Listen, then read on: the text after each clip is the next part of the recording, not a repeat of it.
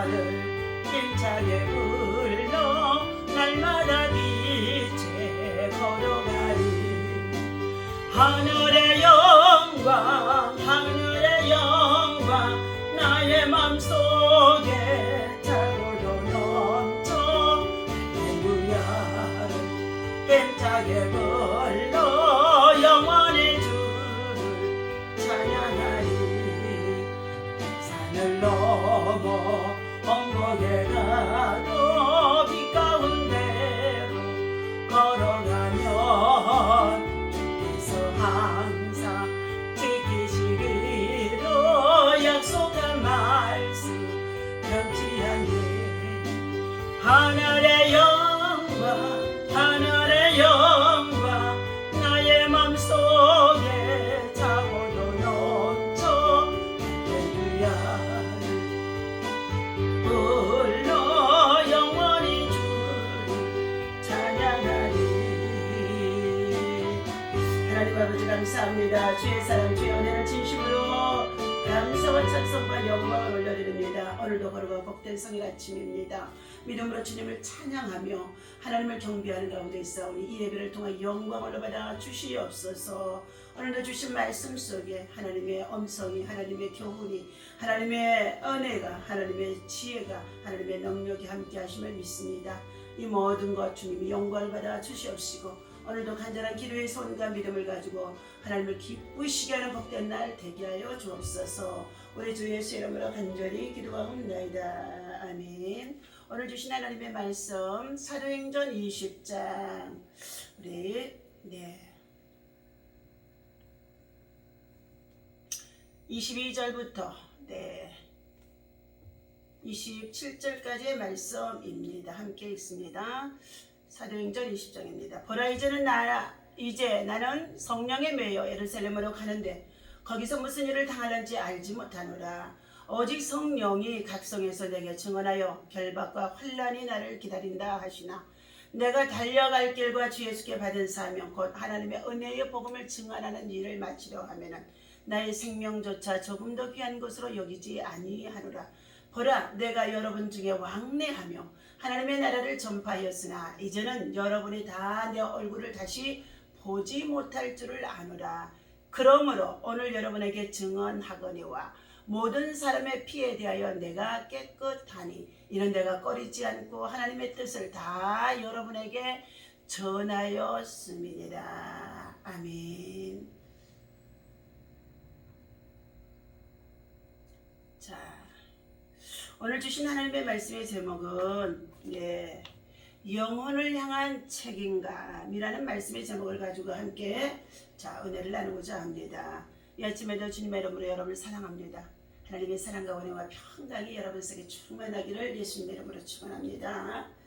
자, 오늘 바울 사도는 본문에서 그의 믿음의 수고와 헌신과 봉사를 통하여 영혼 사랑함이 얼마나 뜨거웠던지 일평생 주의 복음만을 위해서 살아왔던 그는 눈물의 길이었고 또한 고난의 길이었습니다. 그리고 그는 겸손한 자임을 볼 수가 있습니다. 이처럼 복음을 위해서 에베소서 장로들에게 고별 설교를 하는 가운데 있습니다. 바울의 고별 설교 중에 주신 내용의 말씀인 것입니다. 그는 밀레도에서 에베소서로 보내어 교회 장로들을 정합니다.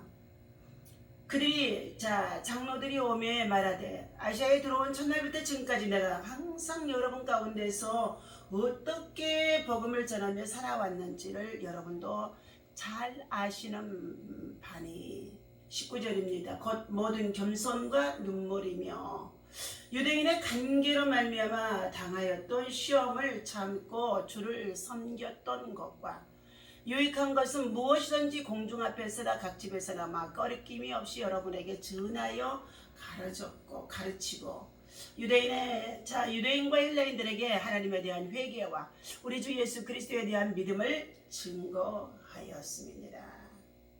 보라 이제는 나는 성령에 매여 예루살렘으로 가는데 거기서 무슨 일을 당하는지 알 수가 없다는 것입니다.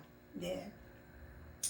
예루살렘에서 환난과 결박이 기다리고 있는데도 그는 그것을 조금도 두려워하지 않는 바울이 자 마지막에 이제 그곳에서 죽을 수도 있는데 자 많은 자들이 바울이 그곳에 올라가는 것을 막고 반대하는 가운데 있었다고 한다 할지라도 바울은 그것을 두려워하지 않았다는 것입니다. 23절입니다. 오직 성령이 각성해서 내게 증언하사 결박과 환난이 나를 기다린다고 하시니 자 내가 달려갈 길과 주 예수께 받은 곳 자 하나님의 은혜의 복음을 증거하려 하고 마치려 하면은 나의 생명조차도 귀한 것으로 여기지 아니하리라.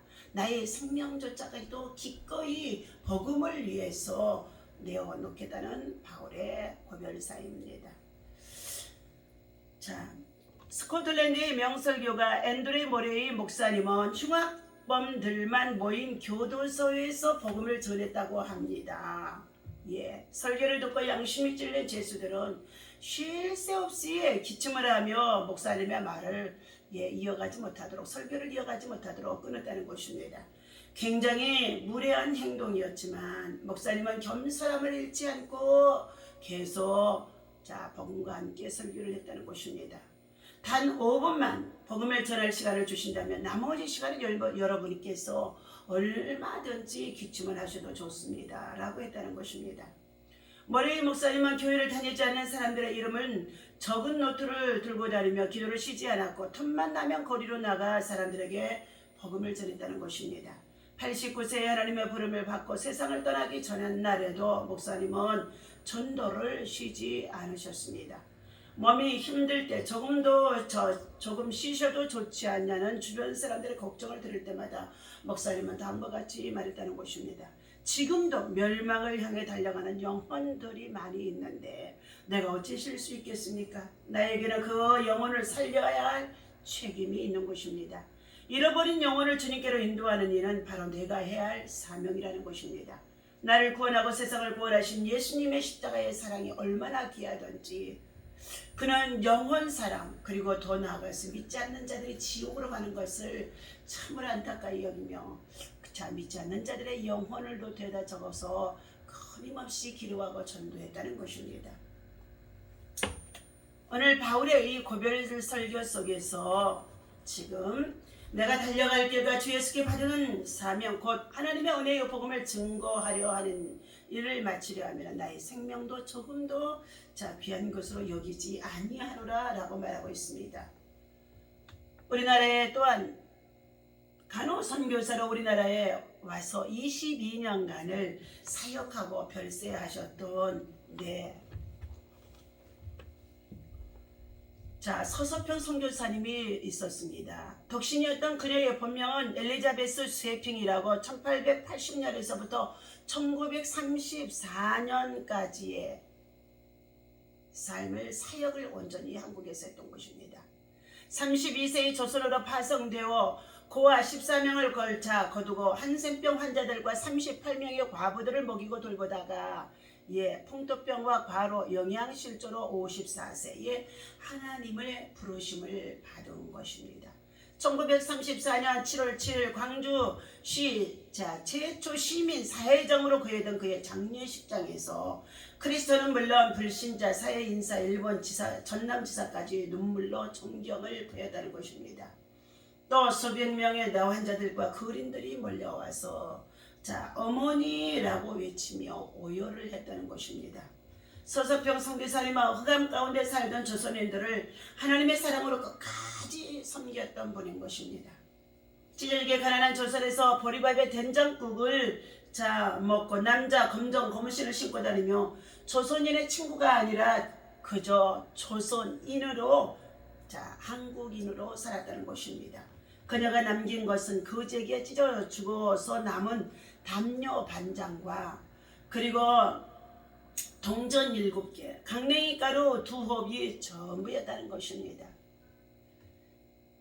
이처럼 가난하고 어렵고 힘들고 가장 못 살던 우리 대한민국에 와서 조선인으로 살아갔다는 것이 그때는 또한 한센시피 문둥병 환자들이 또한 얼마나 많았는지 알 수가 없었습니다. 그런데도 그들을 끌어안고 더욱이 못 사는 가부들을 끌어안고 그런 일생을 복음을 위해서 그 영혼을 사랑하며 그 영혼을 돌보면서 사역을 마쳤다는 것입니다. 자, 그는 시신도 유언에 따라서 의학의 연구용으로 기증을 했다는 것입니다. 본인의 좌우명이 성공이 아니라 섬김을 평생의 몸으로 실천하였던 삶이라고 합니다. 오늘 본문은 바울이 자신이 3년 동안 섬겨온 예배소 교회 장로들에게 간증을 겸한 고별 설교를 한 장면인 것입니다. 여기서 우리는 사명에 달려갈 길을 완주하고자 하는 노 선교사의 헌신된 모습을 볼 수가 있습니다.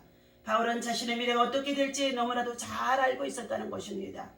그가 올라가게 되어질 이 예루살렘에는 결박과 환란이 기다리고 또한 그곳에서 순교할 수밖에 없는 그러한 상황이 미친다고 한다 할지라도 그 결박과 환란이 기다리고 있는 그 장소에서도 가서 믿지 않는 영혼들에게 또한 고관들에게 임금들에게 많은 높은 지혜 있는 자들에게 복음을 증거하려 함이라는 것입니다.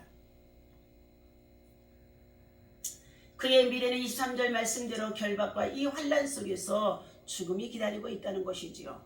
하지만 바울은 자신의 미래를 편안한 삶으로 바꾸려 하지 않았다는 것입니다.